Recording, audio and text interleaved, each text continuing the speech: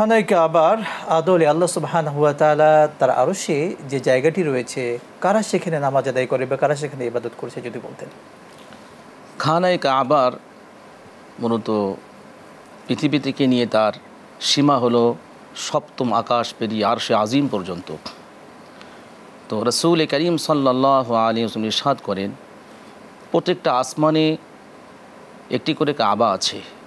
সপ্তম আকাশে বাইতুল মামুর মসজিদ হলো সপ্তম আকাশবাসীর কাবা। বাইতুল মামুর নূরের দ্বারা তৈরি, নূরের দ্বারা সৃষ্টি, এবং প্রত্যেক দিন ৭০,০০০ ফেরেশতা বাইতুল মামুর তওয়াফ করেন, এবং একবার যে তওয়াফের সুযোগ পেয়েছে কিয়ামত পর্যন্ত আর কখনোই সে আর সুযোগ পাবে না। সুবহানাল্লাহ, সত্যি চমৎকারভাবে বলেছেন।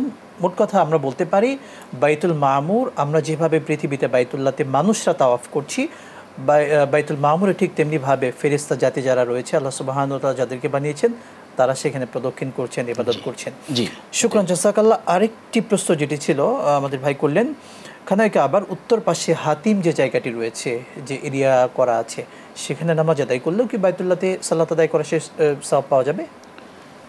এই হাতিমে কাবা মূলত বাইতুল্লাহ শরীফের অন্তর্ভুক্তই ছিল। জি।